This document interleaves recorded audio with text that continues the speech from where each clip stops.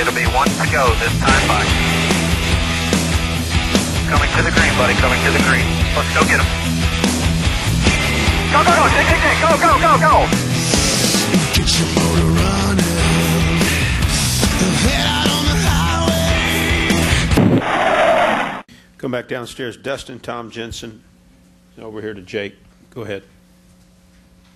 Need a mic down here for Dustin. Thank you. Dustin Long, Landmark Newspapers. This is for Jimmie and either of the others, if you want to chime in. Is because of the historic significance of this evening, are there mementos or things that you're going to keep and store away, personal items, or are there certain particular memories from this journey, or even from tonight, that'll stand out? I haven't thought about that yet.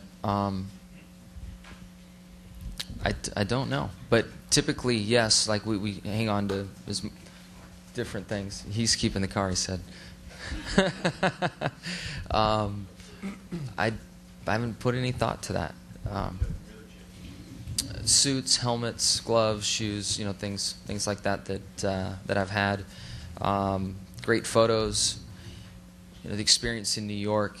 And a lot of as I think back to proud moments that I've had as a champion, a lot of those moments were the preseason testing when I would see a lot of the crew members and drivers that I didn't see when the season was over. And it's typically a low-key event, and everybody's testing and hanging out, and that respect that you feel and shaking hands with guys that some you know, some you don't, but just that respect there was really probably in my head more than anything. But any memento that Rick doesn't claim, I'll try to claim.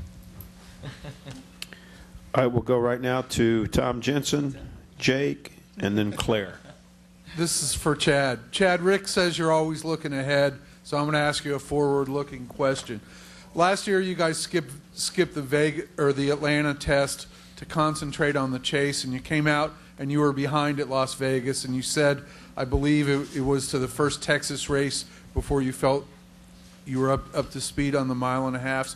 With testing now taken out of the equation, on-track testing out of the equation, what will you guys do differently, strategically or tactically, to make sure that doesn't happen?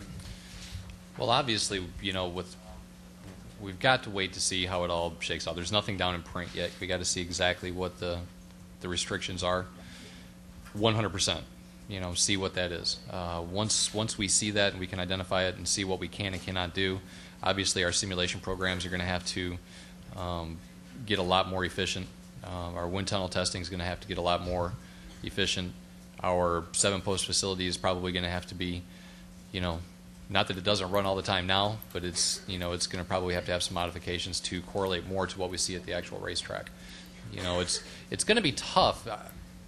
We all understand why this has been done. We really do. And I hope that the economy takes a turn and that we can get back to testing at some point next year, because I really feel like it's going to hurt the smaller teams.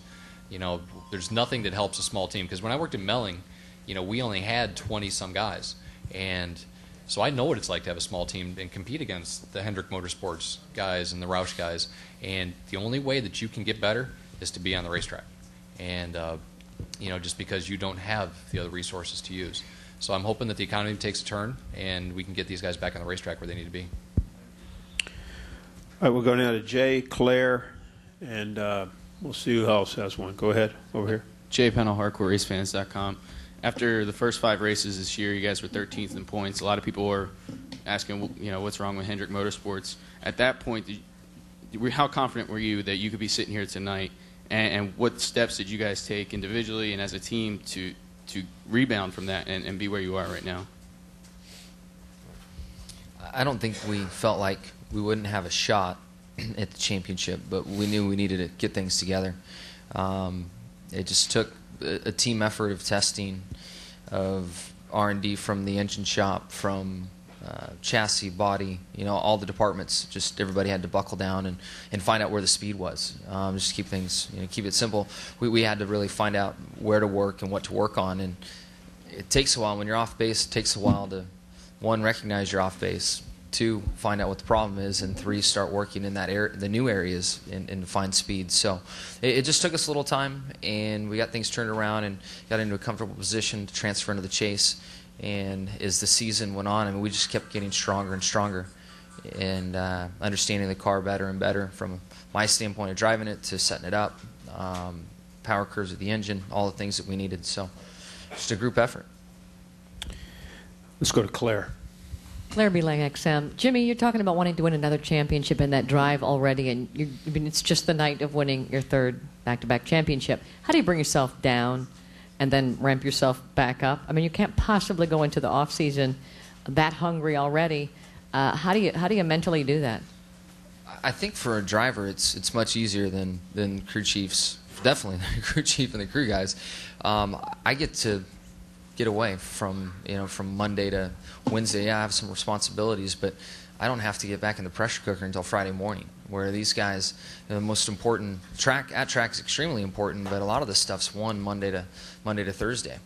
And from a driver's standpoint, I'd like some time off, but if Daytona was here tomorrow, I'd be ready. But these guys, the teams need a break, and we've worked very, very hard all year long.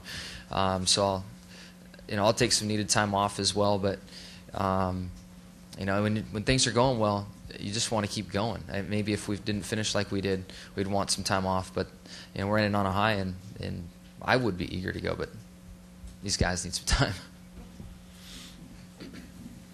Any more questions? None from the press box.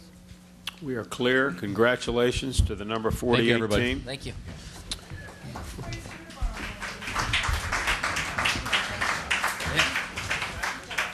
Congratulations, Rick. Take this a little bit. That right there. You guys are class act. It's not hard to support you. That's it. Man.